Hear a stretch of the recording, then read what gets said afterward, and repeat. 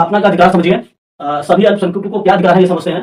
तो देखिए, शिक्षण संस्थानों की स्थापना करना, ठीक है, ये अधिकार है। उन संस्थानों का प्रशासन करना यानी एडमिनिस्ट्रेशन करना, ये भी है। अल्पसंख्यक अपनी पसंद की संस्था चला सकते हैं। आप समझते हैं प्रशासन यानी एडमिनिस्ट्रेशन का क्या है। तो देखिए, नियुक्ति, ठीक है, अपॉइंटमेंट, फीस और एडमिशन। क्या कहता है, प्रशासन का मतलब है अपने टीचर चुनना, फीस डिसाइड करना और एडमिशन के नियम बनाना। लेकिन याद रखें, पढ़ाई की क्वालिटी से कोई भी समझौता नहीं हो सकता।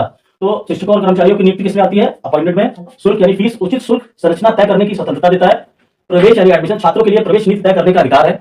अनुच्छेद 30(2) सहायता में समानता क्या है, इसको समझते हैं। सरकार किसी स्कूल को ग्रांट देने से सिर्फ इसलिए मना नहीं कर सकती क्योंकि उसे अल्पसंख्यक समुदाय चला रहा है। मदद सबके लिए बराबर होनी चाहिए। ये कहता है समान व्यवहार, मतलब राज्य सहायता देते समय भेदभाव नहीं कर सकता। आधार, केवल अल्पसंख्यक प्रबंधन होने के कारण सहायता से इनकार किया नहीं जा सकता। वित्तीय सुरक्षा, यह प्रावधान संस्थानों को मुख्य धारा में बने रहने में मदद करता है। आगे समझते हैं अनुच्छेद 30 का महत्व। इस अधिकार से देश की विविधता बनी रहती है और हर संस्थाओं को लगता है कि संविधान उनकी संस्कृति और पहचान की रक्षा करता है। विविधता का संरक्षण अनेकता में एकता को मजबूत करता है। संस्कृति रक्षा, भाषा, लिपि और संस्कृत को बचाने का अवसर। धर्मनिरपेक्षता क्या है, संविधान के धर्म निरपेक्ष ढांचे का प्रमुख स्तंभ है। आत्मविश्वास, अल्पसंख्यकों को राष्ट्र निर्माण में भागीदार बनाता है। आगे बढ़ते हैं।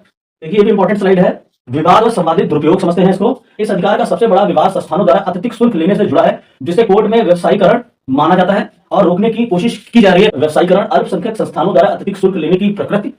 अल्पसंख्यक का दर्जा, संस्था का दर्जा प्राप्त करने के लिए अल्पसंख्यक की स्थिति का निर्धारण हो, मतलब एक ऐसी चीज हो जिससे ये निर्धारण हो सके कि हाँ यही फायदा लेंगे और ये अभी प्रेजेंट टाइम में अल्पसंख्यक है, ठीक है।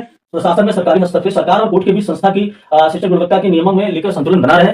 गैर अल्पसंख्यक छात्रों का प्रवेश, संस्थाओं में गैर अल्पसंख्यक समुदायों के छात्रों के लिए उचित प्रवेश सुनिश्चित करना।